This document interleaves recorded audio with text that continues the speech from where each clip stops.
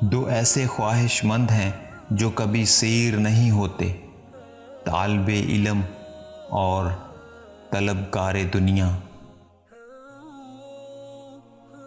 جانور میں خواہش اور فرشتے میں عقل ہوتی ہے، مگر انسان میں دونوں ہوتی ہیں۔ اگر وہ عقل دبا لے تو جانور، اور اگر خواہش کو دبا لے تو فرشتہ۔ اپنے دل کو حسد سے پاک رکھو، کیونکہ یہ ایک اندرونی غم ہے، بدن کو پگھلا دیتا ہے۔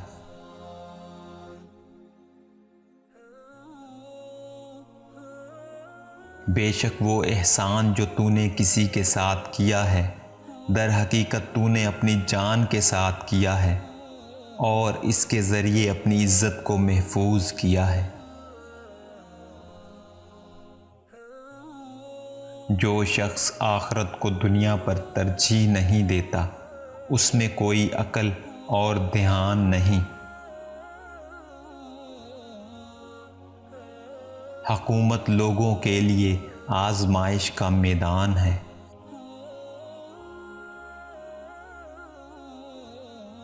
جو حق سے ٹکرائے گا، حق اسے بچھاڑ دے گا۔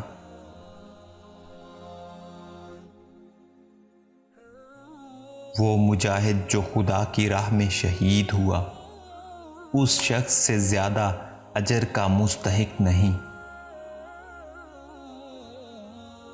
کیا کوئی جوان مرد ہے جو اس چبائے ہوئے لقمہ کو اس کے اہل کے لیے چھوڑ دے؟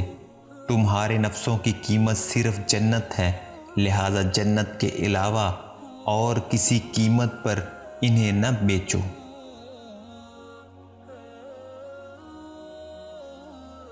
چار چیزیں ایسی ہیں کہ جسے وہ ملی ہیں، اس کو گویا دنیا اور آخرت کی تمام خوبیاں حاصل ہو گئیں۔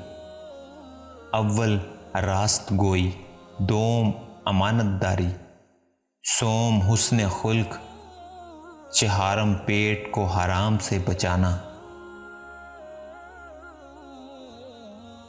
اپنی سوچوں کو پانی کے قطرے سے زیادہ شفاف رکھو، کیونکہ جس طرح قطروں سے دریا بنتا ہے، اسی طرح سوچوں سے ایمان بنتا ہے۔